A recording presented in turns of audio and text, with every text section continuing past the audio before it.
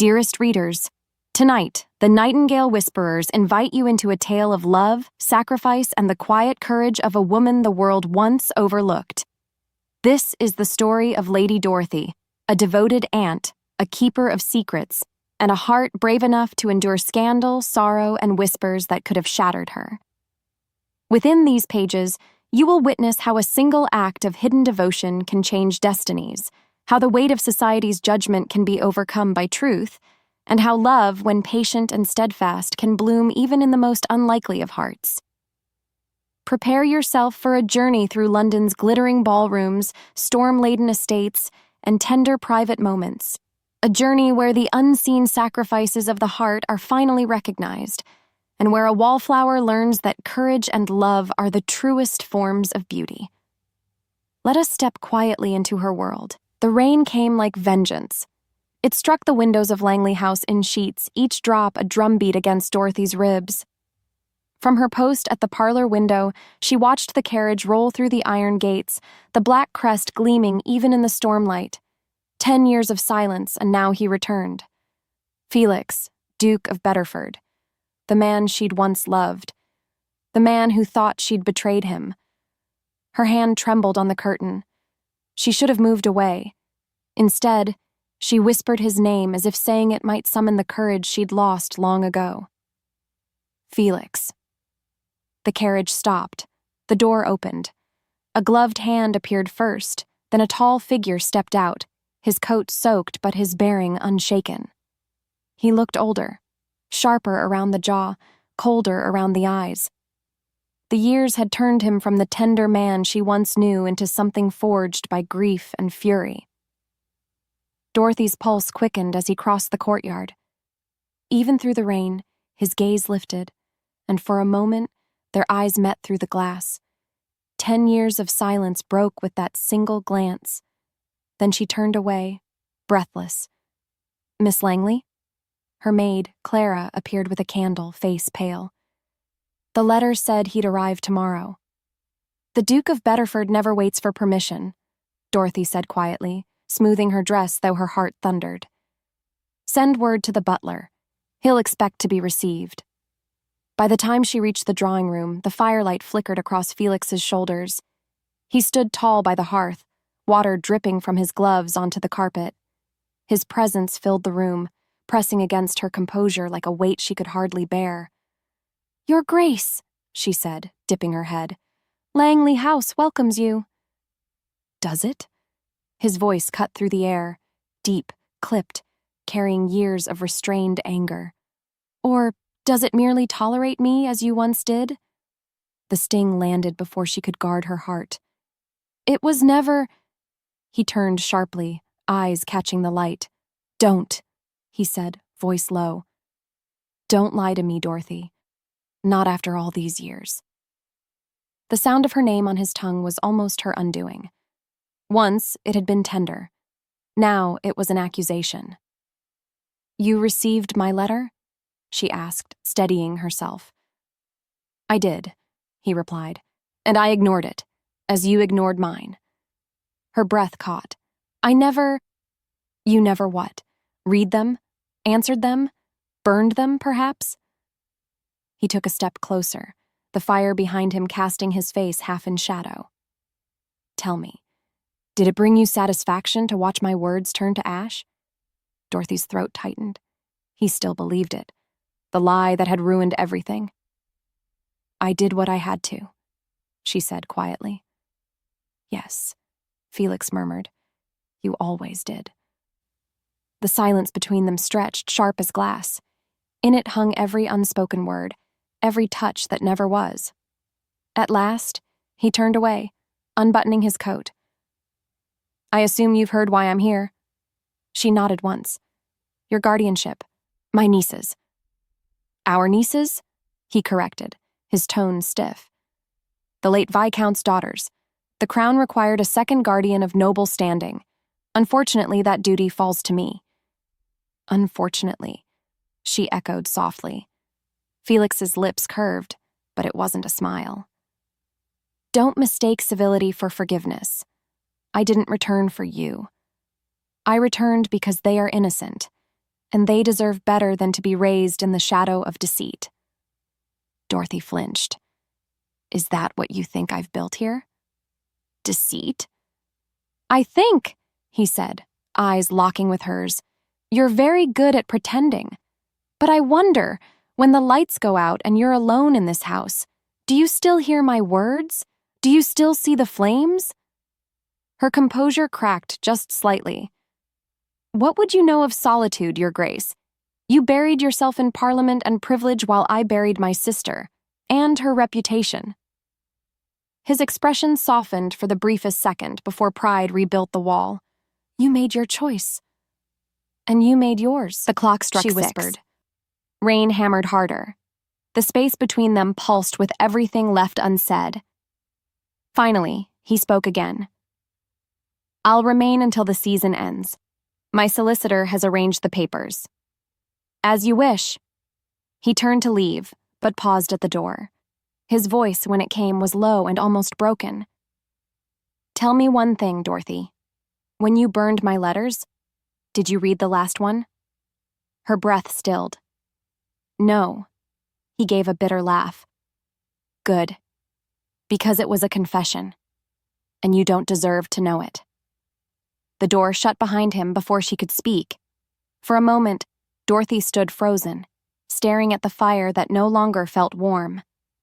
Then, with trembling hands, she reached into the drawer beneath the mantel, past ribbons, papers, and a pressed white rose. Her fingers brushed against a corner of old parchment, charred, half-torn, hidden all these years. The last letter she never sent. Rain battered the windows harder, as if the heavens themselves demanded she remember. She unfolded it slowly, the ink faint but legible. "My dearest Felix," it began, "forgive me for the silence. What I do now is not out of cruelty but protection. There are eyes everywhere. If they find your letters, they'll destroy you. Better they hate me than ruin you." Tears blurred the rest. A knock startled her. It was Clara again. "Miss Langley, pardon? His Grace requests supper served in the blue dining room." Dorothy folded the letter and pressed it to her chest. "Tell cook to prepare it." As the maid hurried away, Dorothy looked once more toward the storm-lashed window. The Duke of Bedford had returned, full of fury and misunderstanding, and she, quiet, invisible Dorothy, would face the man she once loved and the ghosts they both tried to forget. Her reflection in the glass looked like a stranger, eyes haunted, lips trembling. But beneath the fear, a spark had returned. She would not run this time. No matter how bitter his words, how cruel his doubts, Felix Bedford would know the truth, one way or another. And as thunder rolled over the moors, she whispered to the empty room, "Can time ever forgive what love once buried?"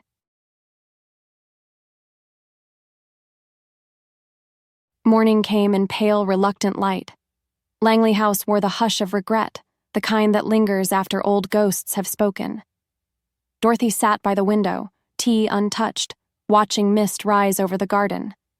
The storm had passed, but its memory remained, much like Felix Bedford himself. He had slept beneath her roof. 10 years gone, and now the man she once nearly married walked her halls again. "Miss Langley?" Clara's voice broke her thoughts. The maid set down a silver tray of scones, her eyes searching Dorothy's face. "You didn't sleep." Dorothy managed a small smile. "No." Was it the storm? Her gaze drifted toward the corridor where the Duke's chambers lay. Something like that. From there, the quiet morning unfolded into routine. Letters to review, lessons to oversee, servants to manage. It was a simple rhythm she had built out of necessity, not joy. For a woman long labeled spinster, duty had become her armor. Her nieces, Lydia and Caroline, burst into the room in a whirl of laughter and ribbons. "Aunt Dorothy, did you know the Duke arrived? We saw his carriage." "Yes," she said softly, pouring their chocolate. "He's come as your guardian." Lydia, the elder at 15, frowned. "Guardian? But we have you." "His Grace's position is required by law," Dorothy replied gently. Your father's estate demanded a noble trustee. Caroline leaned closer, lowering her voice. Is it true he's very stern? Lydia says he looks like he's made of stone. Dorothy's lips curved faintly. He does, but stone can crack under the right weather. They giggled, though they sensed her unease. From the corridor beyond, the sound of boots echoed, measured, unhurried. The girls turned toward the doorway just as Felix appeared, immaculate as ever, dressed in dark morning attire. The air tightened. Your Grace, Dorothy greeted, rising. You're early. I find dawn useful, he said, gaze sweeping over the room. His tone softened slightly as he looked at the girls. Good morning, Mrs. Langley. I trust you slept well? Lydia curtsied, shyly impressed. Caroline, ever bold, asked, Do all dukes wake before sunrise? A flicker of a smile, quick, barely there. Only the ones with too much on their minds. Dorothy caught the subtext, though he never looked at her. Breakfast is served in the East Room, she said. I trust you remember the way. Oh, I remember every hallway, Felix replied evenly. Some things never fade, no matter how one tries. Her pulse tripped, but she gave no sign. The girls followed him out, chattering about ponies and governesses, leaving Dorothy standing in the soft ache of his words. By afternoon, Langley House had resumed its practiced rhythm. Servants dusted, cooks hummed, and the world pretended nothing had changed. But within the library, the pretense faltered. Dorothy stood before a shelf lined with her late sister's books, volumes once shared in laughter and love. A faded ribbon marked one, Poems for the Heart. She opened it absently, only to find a rose pressed between the pages. Its white petals had yellowed with time, but it was still beautiful. She traced its edges, remembering. The Duke's last letter had come with a rose just like it. She'd kept this one, the only piece she hadn't burned, because some memories refused to die, because love, once planted, grew even in the dark. Her breath hitched. For years, she had hidden behind composure and caretaking, tending to others while her own heart went fallow. The neighbors whispered spinster, cold, oddly content. She'd let them. It was easier than explaining the truth, that silence was sometimes a form of survival. Still, every time she walked through the village, she felt their eyes on her. There goes Dorothy Langley, once almost a duchess. Almost. She closed the book and turned as a knock sounded behind her. Lady Henrietta Blythe swept in, a vision of bright silk and sharper smiles. Dorothy, dearest, I came as soon as I heard.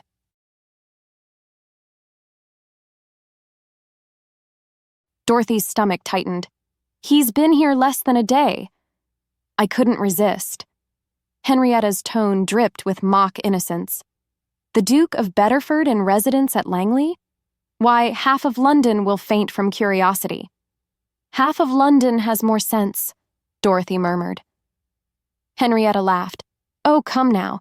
You can't expect me to believe it's purely duty that brings him back. Rumor says the two of you were quite inseparable once. Dorothy met her gaze evenly. Rumor says many things. Indeed, Henrietta said sweetly, stepping closer. And some of them even true. Her perfume, lavender and venom, filled the air. You always did prefer tragic attachments, Henrietta continued. Still, I wonder if you'll forgive him or if he'll forgive you. Dorothy's jaw tightened. What are you implying? Oh, nothing, Henrietta said, feigning innocence. Only that the Duke's affections seem easily redirected. A man can only nurse heartbreak for so long before he seeks warmer company. Dorothy turned away, forcing calm. If you've come to gossip, I'm afraid you'll be disappointed. Henrietta smirked. Gossip? Hardly. Consider it friendly concern. We wouldn't want history repeating itself. When she finally left, the silence she left behind was sharp enough to cut. Dorothy sank into the nearest chair, hands trembling. She'd known Henrietta for years, since their debutante days. The woman had always hungered for what she could not have, and what she could not have was Felix Bedford. But what if she intended to ruin him? Or worse, Dorothy herself. The thought chilled her. That evening, Felix found her in the library, candlelight haloing his form. "I didn't expect you here," she said, voice low. "Nor I, you." He glanced at the shelves. "Your sister's collection. I remember it." Dorothy's eyes softened. She loved poetry, said it made ordinary days bearable. He looked at her for a long moment. "And you, Dorothy? What makes your days bearable now?" Her throat tightened. "I suppose... habit." He stepped closer. "You used to dream." "Dreams," she said, "require hope, and hope is a dangerous thing." "Dangerous," he echoed, "or necessary." The fire cracked softly. "Tell me something," he said finally. "When they call you the quiet Miss Langley, does it wound you?" "Not anymore," she said after a pause. "I learned that silence keeps one safe." His gaze lingered, heavy with something unspoken. "Perhaps. But silence also kills what it touches." Then, without another word, he turned and left her there, surrounded by ghosts and the faint scent of roses. Dorothy pressed a hand to her chest, where her heart still trembled beneath her bodice. She did not know what frightened her more, the Duke's return, or the way her long-buried heart had begun against all sense to bloom again. The glass shattered before anyone understood why. Every head turned toward the Duke of Bedford, whose hand still gripped the edge of the banquet table, knuckles white, eyes burning with the kind of rage one does not dare name. "Say that again," he said, his voice like steel drawn across stone. The Marquis of Wexham froze mid-sentence, mouth open. "I merely repeated what everyone already knows. Miss Langley was not quite faithful during her youth." A gasp rippled through the grand hall. Dorothy, standing near the edge of the ballroom, felt the world tilt. Her fan slipped from her fingers, clattering to the marble floor. The sound rang louder than the orchestra's halt. Felix turned toward her, fury and disbelief colliding in his gaze. Is it true? The question was a blade. She stood motionless, heart hammering, every eye upon her. Henrietta Blythe, seated nearby in gleaming crimson silk, hid a satisfied smile behind her glass. Dorothy's voice was steady, though her breath shook. "If you mean to entertain your guests with gossip, Your Grace, I suggest you choose a better stage." "Answer me," he demanded, stepping closer, the room holding its breath. "You owe me no such—" "Did you betray me, Dorothy?" The words cracked through the hall like thunder. For a moment, silence reigned, raw, merciless silence, the kind that strips dignity bare. She lifted her chin. "If you believed the word of idle tongues over the woman you once loved, then perhaps I never betrayed you. You simply chose to betray yourself." A murmur swept the room. Felix's jaw tightened. He looked as though struck, but pride, cold, relentless pride, anchored him. "Leave," he said quietly, "before I forget my manners." Dorothy's breath caught.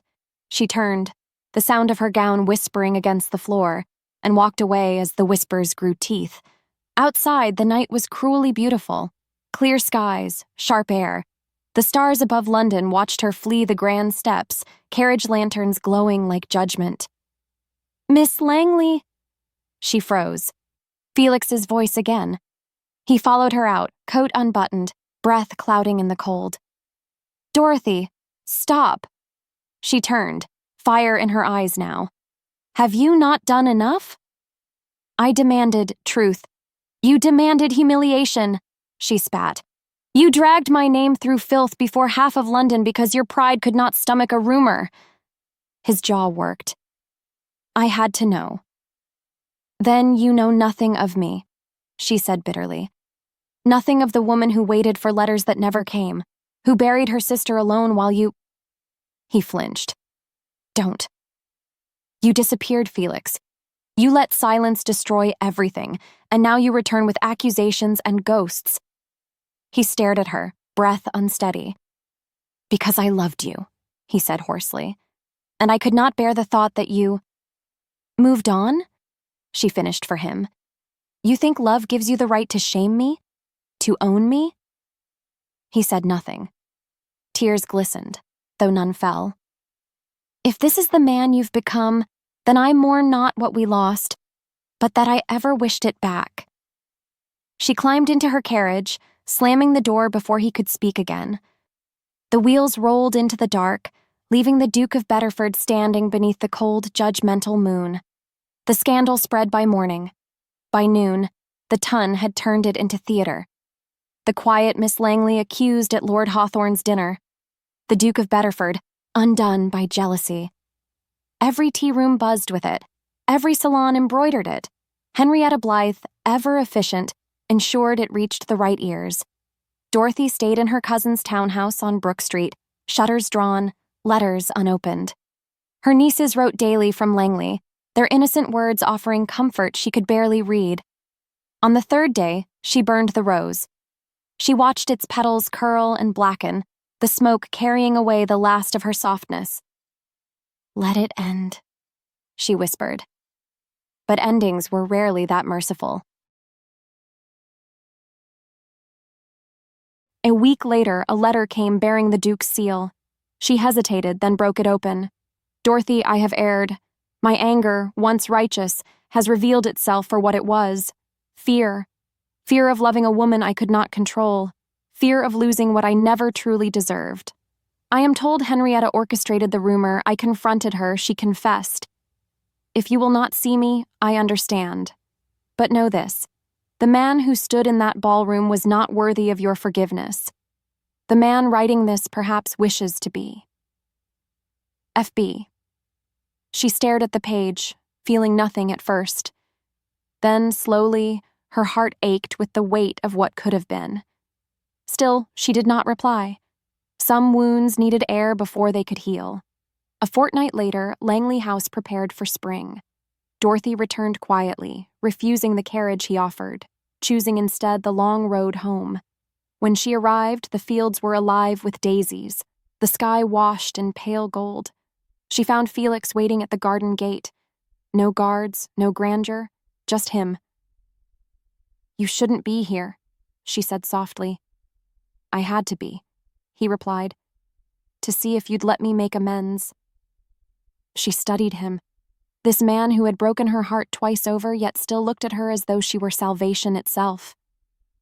I don't know if forgiveness is love, she said, or pity.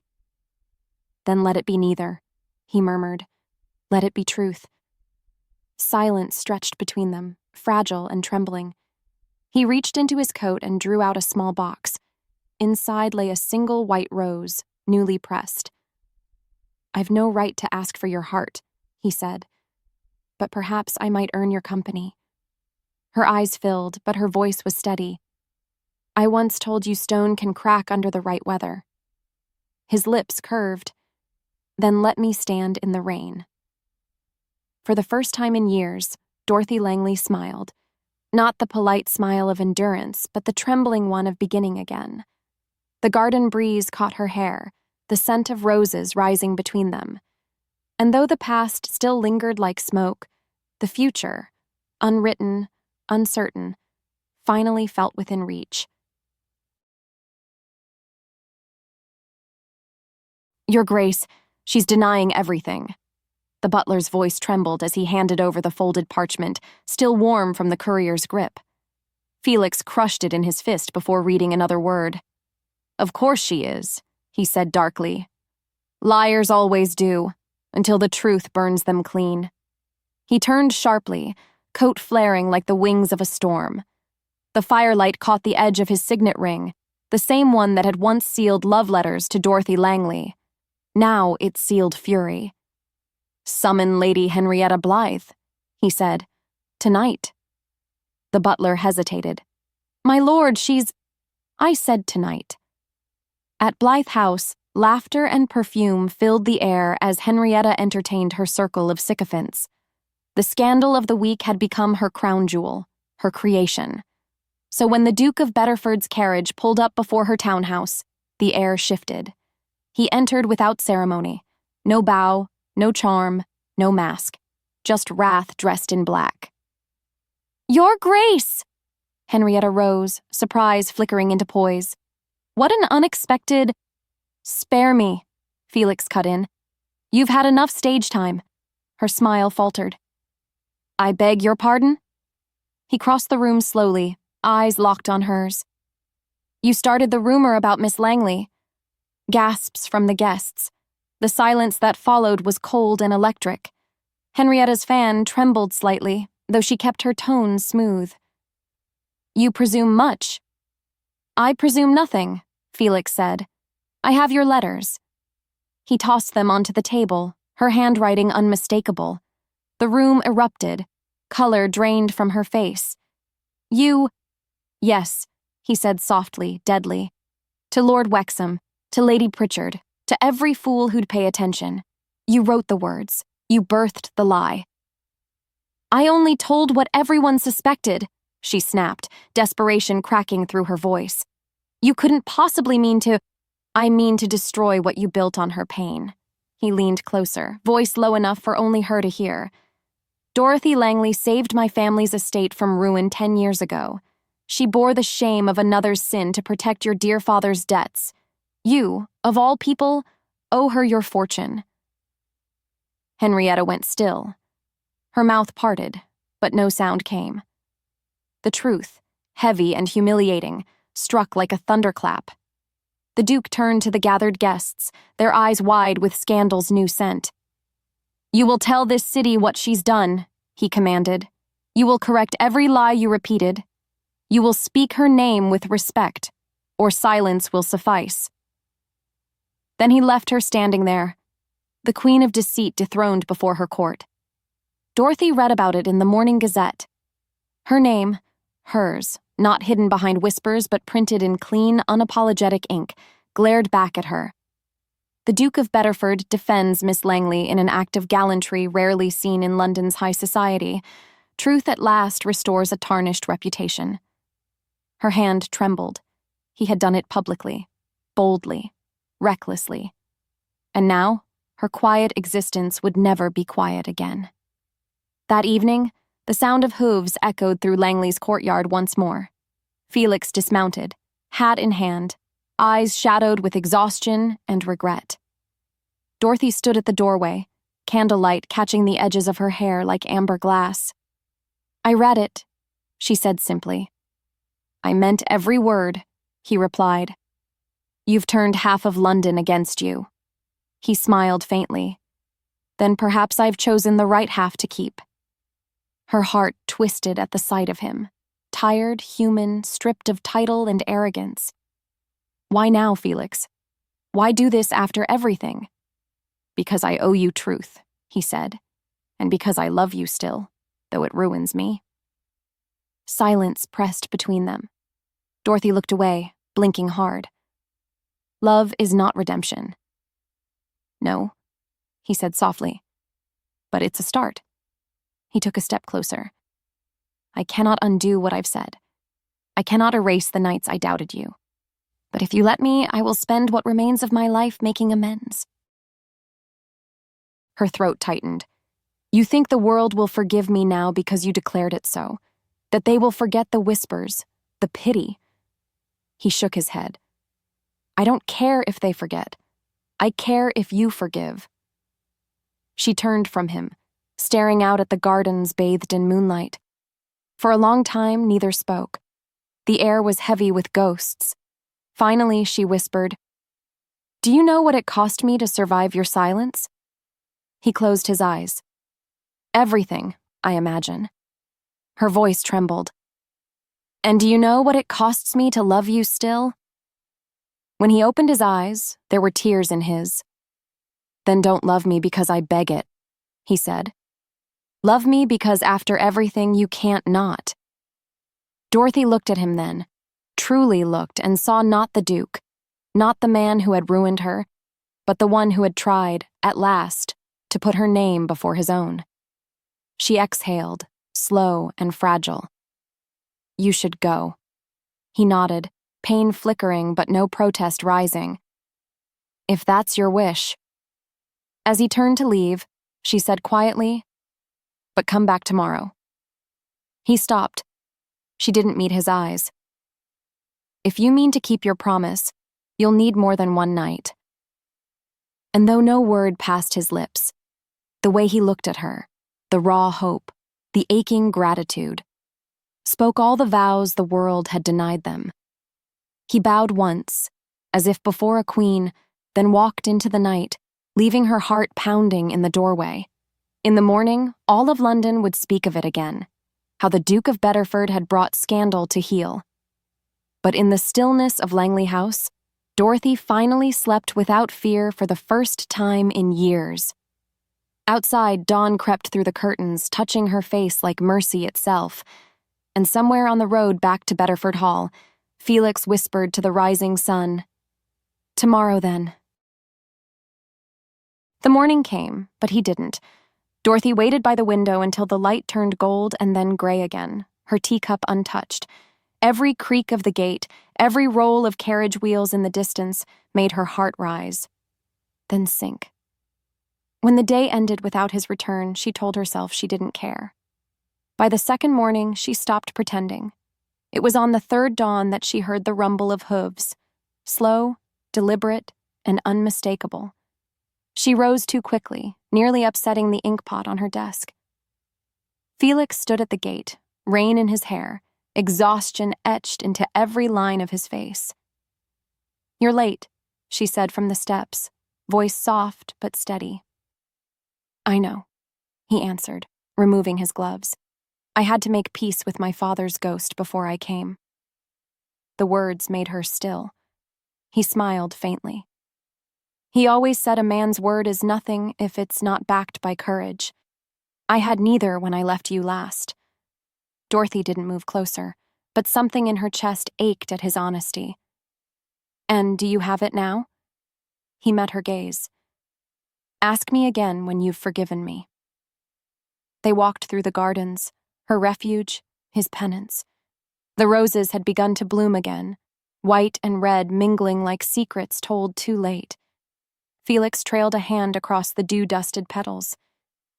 "You've kept them alive." "They died once," she said quietly. "I learned not to let things die so easily." The silence that followed was soft, not heavy. For once, there was no accusation in it, only the echo of something tender trying to be reborn. "I read your mother's letter," Dorothy said after a while. "The one she left you before she passed." He looked at her sharply. "How?" "It was among the estate papers you sent after the trial." He nodded slowly. "Then you know why I became who I did." She studied him. "A man raised to protect his name above his heart. And yet here I am doing the opposite," he murmured. They paused beneath the willow tree, the same one where years ago she had once hidden from the world's cruel tongues. "I remember the day you left for London," she said suddenly. "You didn't look back." "I couldn't," he said. "If I had, I would have stayed. And I would have ruined you. You ruined me anyway." His throat tightened. "Yes." The wind tugged at her hair. She didn't look at him, but her voice softened. "And still, I missed you." That broke him. Without thinking, he stepped closer, the scent of rain and earth mingling between them. "Dorothy," he whispered, "I don't deserve it, but say it again." She turned, her eyes bright with unshed tears. "I missed you." He reached out, hesitant, reverent, and brushed his thumb against her cheek. "God help me," he breathed. "I never stopped loving you." Her lips parted, but no words came. And then, before either could think, he kissed her. It wasn't a kiss of possession or apology or claim. It was fragile, a whisper of years lost and hope daring to return. When they broke apart, she was trembling. "Felix," he smiled faintly, voice rough.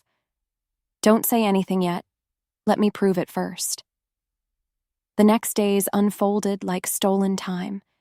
He stayed at the estate, helping her with the repairs, walking the grounds with her nieces, dining at her table as though no scandal had ever tainted them. Each evening they spoke, sometimes of the past, sometimes of nothing at all. He learned she had taken in orphans from the village. She learned he had sold half his estates to pay the debts his father left behind. They both learned how silence could heal when words had once wounded. One evening, as twilight bled across the sky, Dorothy found him in the library, reading by candlelight. "You're quiet tonight," she said. He looked up, smile faint. "I was reading what you wrote in the margins." She frowned. "In the books?" He nodded. "You correct every historical account as if history itself had offended you." A reluctant smile curved her lips. "Perhaps it did." He closed the book gently. "It's your way of fighting back, isn't it? Leaving the truth hidden between the lines." She shrugged. "The world doesn't always reward women who speak their truths aloud." He stood, closing the distance between them. "Then let me be the man who listens." Her breath caught. "Felix, let me be the one who bears the weight you shouldn't have to carry alone." Dorothy's eyes glistened. "And when the world laughs again? When the whispers return?" He took her hand. "Then let them. I'll be standing beside you when they do."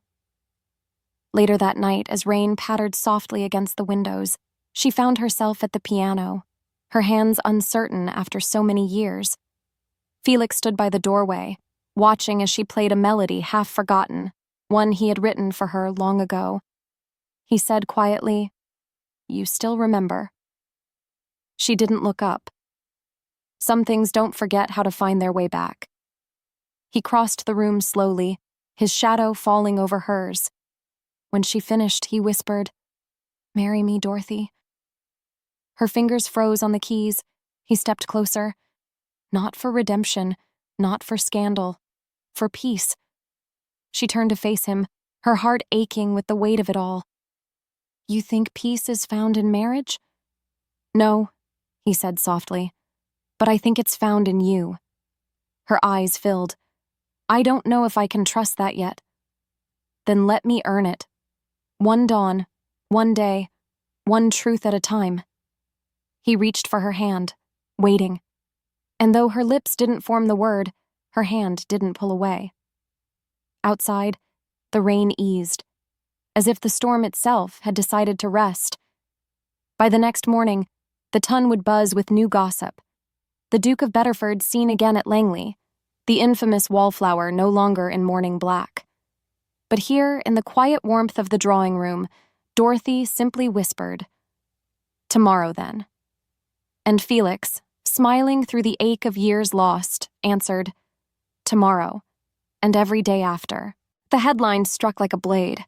"The Wallflower and the Widower Duke, a most improper reunion." Dorothy froze, teacup shattering against the floor. The newspaper trembled in her hand as the ink bled beneath the spilled tea, the letters swimming into cruel shapes she could barely bear to read. Her nieces rushed in. "Aunt Dorothy, what's wrong?" She couldn't answer. All she could hear were the echoes of drawing-room laughter, the whispers returning like ghosts. She lured him back. She's desperate. He's bewitched. And beneath it all, the memory of his promise. Then let them. I'll stand beside you when they do. By the time Felix arrived, the household had gone cold. The servants avoided her gaze. The townsfolk had begun to gather near the gates. He burst through the door, breathless. "Dorothy, don't believe what they've printed?" She turned, her eyes hollow. "I don't need to believe it. The world already does." He flinched. "They said you've offered for me," she continued, voice shaking. "That you intend to marry me to silence the whispers. Is that true?" He hesitated, a single heartbeat too long. That was enough. Dorothy drew in a sharp breath.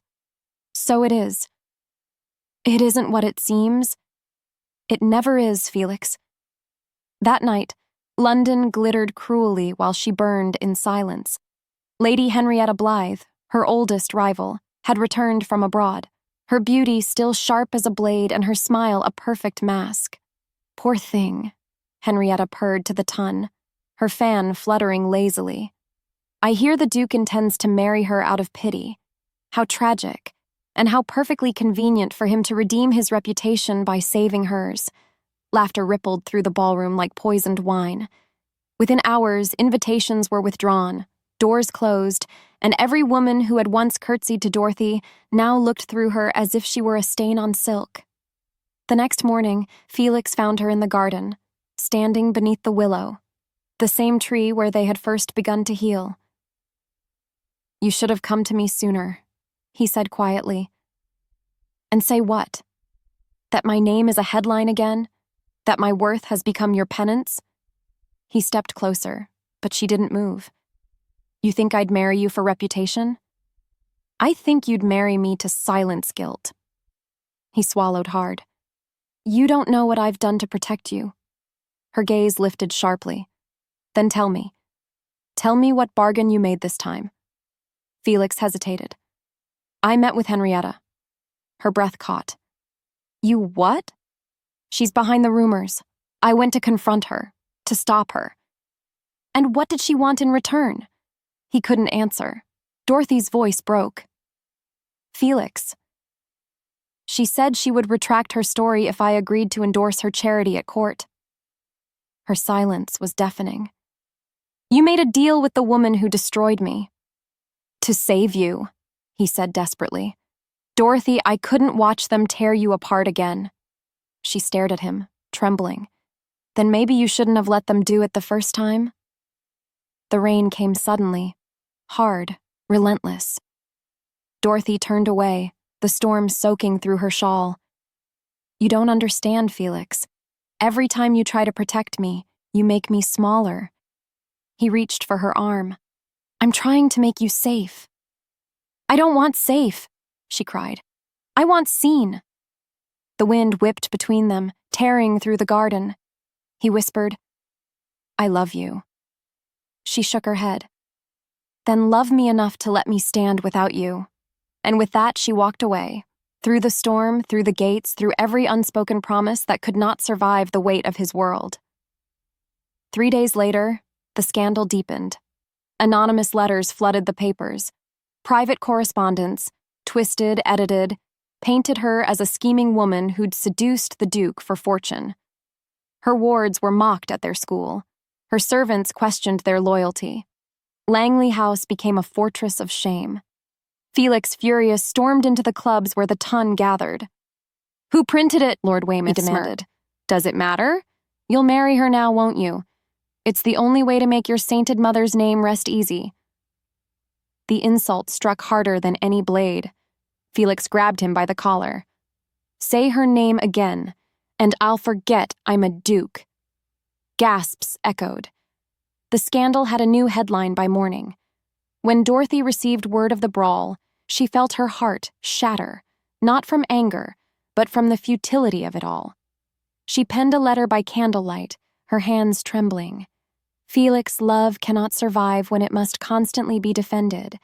I cannot let my life become your sword and shield. You've done enough, too much, in my name. Let this be the last time you bleed for me. Goodbye. Dorothy." She sealed it with trembling fingers and placed it on the mantel, knowing he would come looking. And when he did, she was gone. Felix found the letter the next morning. The ink had run where her tears had fallen. He read it once, twice, then tore it apart, not out of anger but helplessness. "Damn it, Dorothy," he whispered. "You don't get to walk away from me again."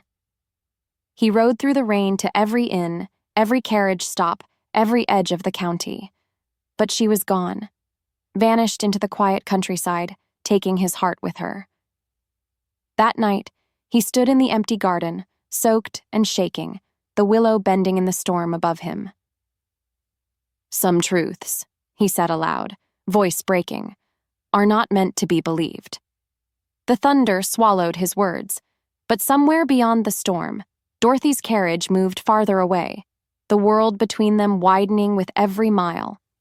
And though he could not see it, she sat in the corner of that carriage, clutching the pressed white rose he'd once given her, whispering into the dark, "This time, it's not love I'm leaving behind. It's myself." Felix slammed the letters onto the polished oak desk, his hands shaking. Every line, every folded page revealed the truth. Not Dorothy, but Henrietta.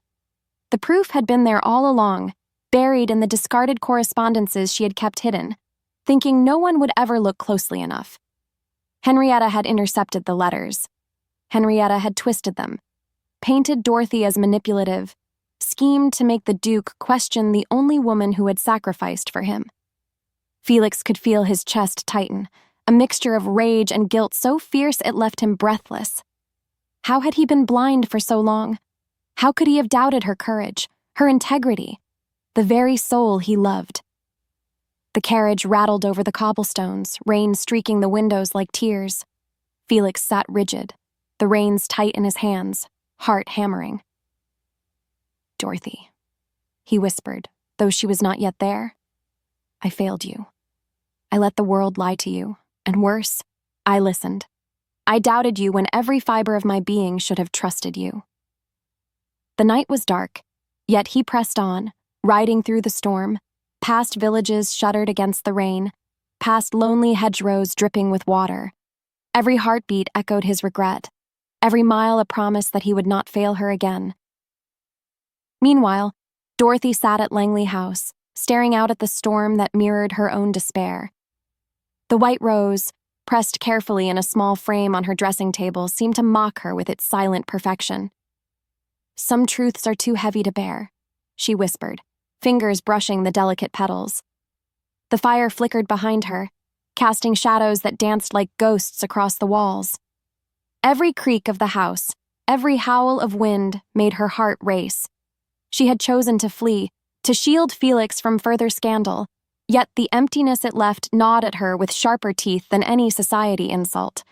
She did not hear the carriage at first, nor the soft patter of boots against the gravel. But then, a knock. Hard, insistent. Felix's voice rang through the hallway. "Dorothy, please, I must speak to you." Her breath caught. "It's too late," she called back, voice trembling, but she did not move. "Not too late. You've been betrayed. Not by me, not by your heart, by her." The key in the lock rattled, and the door swung open to reveal him, soaked, furious, yet more vulnerable than she had ever seen. His eyes, the storm reflected in their depths, sought hers. Dorothy's heart lurched. She wanted to slam the door, to run again, to hide from the raw force of his presence. Yet some part of her, the part that had loved him for 10 years, could not. He stepped closer, boots squelching against the soaked floorboards. "I know everything now," he said, voice tight. "Henrietta lied. She twisted your actions, twisted my understanding, and I let her. I let her poison what I should have cherished." Dorothy's hands trembled. "Why now?" "Because I finally saw the letters, the originals she tried to destroy. Every word, every line proves what I should have known. You burned the others to protect me, to protect my honor, not to destroy our love." Tears blurred her vision. "And you doubted me, after everything I sacrificed?" "I was a fool," he admitted, dropping to one knee before her, not as a duke, but as a man stripped bare by his own mistakes. "I was blind. I let society's whispers dictate my heart. But no more. You will not walk away from me again." Dorothy's breath caught in her throat. The intensity in his gaze, the raw honesty, made her knees weak. "Felix, I cannot undo the pain I've caused," he whispered, his hands reaching for hers. "But I can promise this. I will not leave you. I will not doubt you. I will stand with you, against the world, against Henrietta, against anything that would see you diminished." The room seemed to hold its breath. Outside, the storm raged, but inside, a fragile warmth began to settle between them. A spark of hope, trembling yet undeniable. Dorothy's tears fell freely now. All these years, I thought love was supposed to protect me, not hurt me. And it will from this moment onward, Felix said, his voice low, unwavering. But only if you let me. Only if you trust me, fully, utterly, as I have always trusted you, even when I failed to show it. She swallowed, the weight of her pride battling the pull of her heart. I don't know if I can forgive you so easily. You don't have to, he said. Just let me prove it. In every word, every action, every moment we have left together. The wind shifted outside, carrying with it the scent of wet earth and blooming flowers, a reminder that storms, no matter how fierce, eventually passed. Dorothy's heart ached with longing, relief, and fear all at once. Yet in the span of a breath, she felt the first flicker of something she thought had been lost.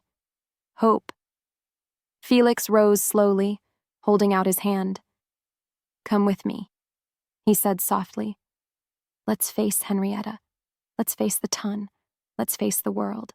Together. Dorothy's fingers brushed his, tentative at first, then firm as she accepted his hand. I will go, she whispered. But only if it's as equals, Felix. No more secrets, no more doubts. Agreed, he said, pulling her close. No more shadows between us. Outside, the storm began to wane. The first hints of dawn glimmered on the horizon, painting the sky in delicate shades of rose and gold. For the first time in what felt like a decade, Dorothy felt seen, truly seen, by the man who had loved her all along despite their trials. And in that fragile, perfect moment, she knew that the battle was not yet over, but that together they could face anything. Have you ever realized the truth about someone just in time to save what mattered most? The ballroom glittered under chandeliers that threw 1,000 fractured reflections across the polished marble floor. Ladies in silks and satins whispered behind fans, eyes sharp with curiosity and judgment. The air was thick with perfume, candle smoke, and anticipation, and for Dorothy, every heartbeat felt like a drum announcing her doom. She entered with Felix at her side, her gloved hand resting lightly in his. The Duke of Harland looked every inch the noble, commanding figure, yet his eyes never left her face, scanning for the faintest tremor of fear or doubt. He would not allow her to shrink today, not when the truth had been unearthed. Lady Henrietta Blythe waited near the grand staircase, her pearl necklace gleaming like cold fire, lips curved in that practiced poisonous smile. Her plan had been simple: tarnish Dorothy, secure the Duke, and rise in society at their expense. Yet Henrietta had misjudged something fundamental. She had underestimated Dorothy's resilience and Felix's resolve. Do you truly intend to face them so boldly? Dorothy whispered, voice barely audible over the harp that played softly in the corner. Felix's gloved hand tightened around hers. Boldness is the only armor that protects what is right, he replied. And today, the world will see the truth. They moved through the room, a carefully measured procession, every step deliberate. The ton's murmurs swelled, weaving around them like a living tapestry of scandal and speculation. Some glanced at Dorothy with suspicion, others with surprise. But Felix's presence silenced the doubters, if only slightly. Henrietta's eyes narrowed, lips pressing into a thin line. So, she said, voice sugary, dripping with malice. You returned to London expecting... what exactly? To justice, Felix said, voice like steel beneath silk. To truth, and to the woman who deserves both more than you ever could imagine. Dorothy drew a steadying breath, letting his words settle around her like a shield. She had feared this moment, rehearsed it in private countless times, yet nothing could have prepared her for the wave of adrenaline and fear that now surged through her veins. Henrietta scoffed, drawing the attention of several nearby gentlemen. Truth, you say? The kind twisted to cover deceit? Felix stepped forward, eyes blazing, and drew forth the letters, originals, unsigned and undeniable. Every detail, every fold, Every stroke of ink bore witness to Henrietta's duplicity. The room fell into silence, a thick, palpable tension that made Dorothy's chest ache. She watched as Henrietta's carefully constructed mask began to falter, the first cracks of panic spreading across her porcelain face. Felix raised a hand, voice commanding over the quiet. "Ladies and gentlemen, the woman you have whispered about, judged and condemned, is innocent. The deeds you attribute to her, the malice you imagine, are the inventions of one who sought to manipulate not only a man's heart, but the social order itself. Henrietta Blythe intercepted letters meant to protect honor, twisted them, and presented them as scandal. Dorothy destroyed nothing to harm. She sacrificed to save." Dorothy's breath caught, tears threatening, yet she held her head high.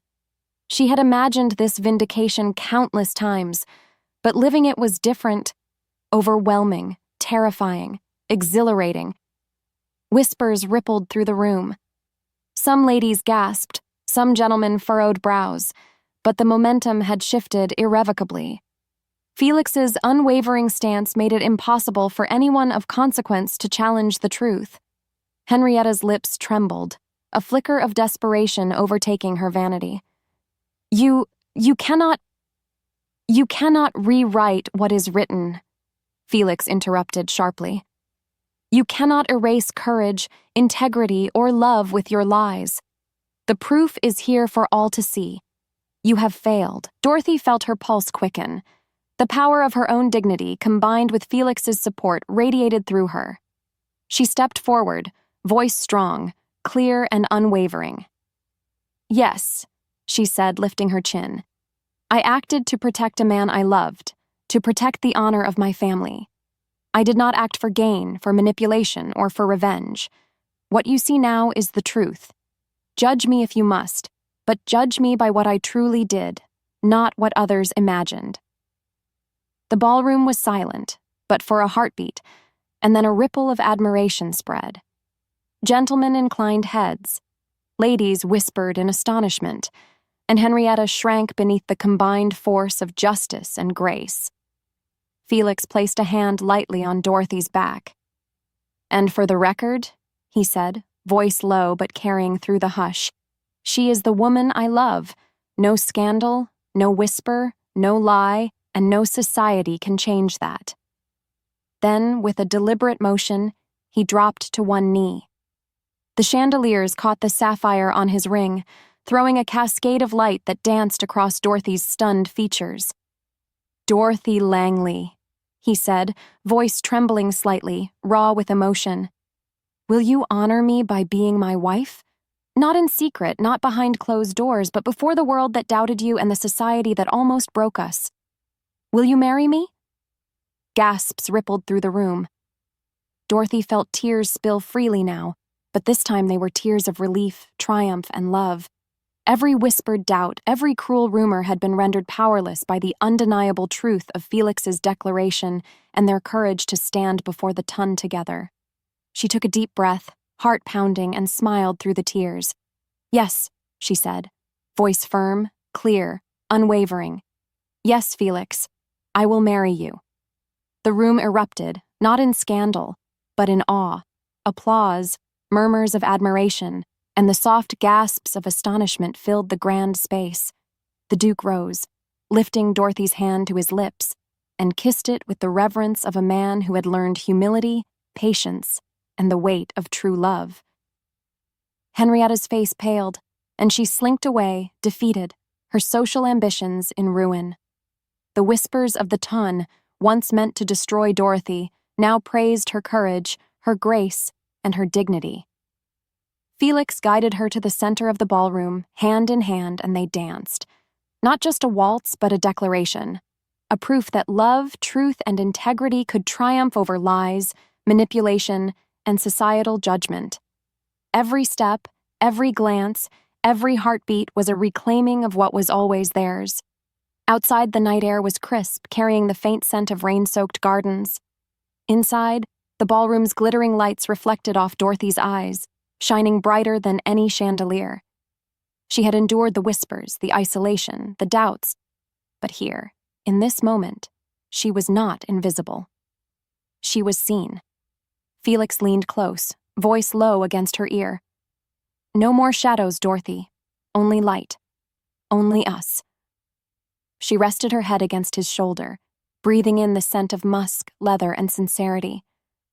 "Only us," she whispered back. The orchestra swelled. Candlelight flickered across golden drapes, and society watched, not to judge, but to witness a love that had been tested, twisted, and yet had emerged unbroken, radiant, eternal. Have you ever witnessed someone rise above lies and claim their truth? The first morning light spilled gently across Langley House, brushing the dew-laden roses with gold. Dorothy walked barefoot across the garden, fingers grazing the white petals of a rose she had pressed years ago, long before the world knew her name or her sacrifice. Every bloom seemed to whisper a memory, some painful, some tender, all precious. Felix followed quietly, his hand brushing hers as they moved together among the hedges. The air smelled of lavender and fresh earth, and for the first time in a decade, Dorothy felt fully alive. The weight of whispers, scandal, and judgment had lifted, replaced by laughter, love, and quiet triumph. Their nieces ran ahead, giggling as they chased each other around the fountain. One of them, Emma, paused to wave, calling out, "Aunt Dorothy, come see the lilies!"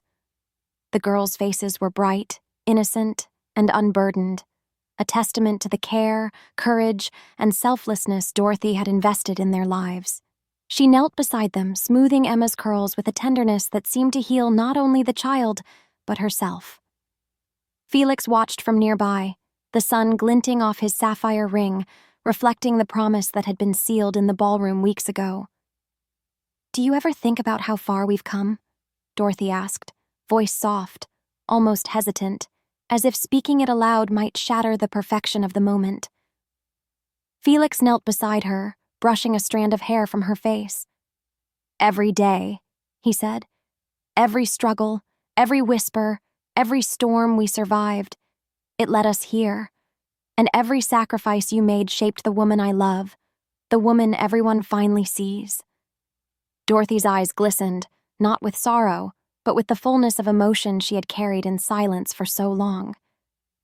"For years," she whispered, "I believed love was the privilege of the seen. But perhaps it is the unseen sacrifices that make love eternal." The restored Langley house gleamed in the morning sun, a mirror of the transformation that had taken place within Dorothy herself. Rooms that once echoed with solitude and quiet judgment now rang with laughter, music, and conversation. Each corner held memories, some bittersweet, some joyful, but all spoke of a life reclaimed. Felix led Dorothy to the terrace, where a table was set for breakfast, flowers in every hue surrounding them. The scent of fresh bread and brewed tea mingled with the morning air. She breathed it in deeply, savoring the moment, the peace, the life they had built. "Do you ever regret the choices you made?" Dorothy asked, watching the steam curl from her cup. "Never," Felix replied firmly. "Every risk, every moment of vulnerability, every defense of your honor, it was worth it. You were worth it. And now, the world knows what I've always known." Dorothy smiled, a laugh bubbling up that had been hidden for far too long. She reached for his hand, intertwining fingers. "And now, perhaps, I can finally stop hiding, even in my own home." Felix's eyes softened, the commanding presence of the Duke yielding to the tenderness of a man who had learned humility, patience, and love. "You were never meant to hide," he said. "You were meant to bloom." Later, as the sun climbed higher, guests arrived for a quiet afternoon gathering. Friends, distant relatives, and a few members of society who had witnessed Dorothy's vindication and wished to celebrate her courage. Laughter floated over the garden, punctuated by the clinking of teacups and the soft rustle of silk dresses. Dorothy moved among them with grace, sharing smiles, exchanging stories, and feeling the warmth of connection she had long been denied. Felix stayed close, offering protective glances and subtle reassurances, but never once overshadowing her. Today, she was the center, and she shone. As the afternoon faded into a golden evening, Dorothy found herself alone for a moment, wandering to the spot where the white rose grew. She knelt beside it, brushing petals between her fingers, a memory of that long-ago pressed flower surfacing with bittersweet clarity. Felix approached quietly, placing his hand over hers. "It's beautiful," he said softly, "just like you." Dorothy laughed, the sound light, free, and real. "Perhaps the wallflower finally learned how to bloom," she replied, eyes meeting his with unspoken understanding. Felix lowered his forehead to hers, breathing in tandem, hearts beating in quiet harmony. "Bloomed and loved," he murmured. And in that moment, surrounded by sunlight, roses, and the promise of enduring love, Dorothy felt the full weight of her journey, every sacrifice, every whispered secret, every quiet act of courage, and she knew it had all led to this, a life where love was visible, where truth had triumphed, and where she, once unseen, could finally flourish.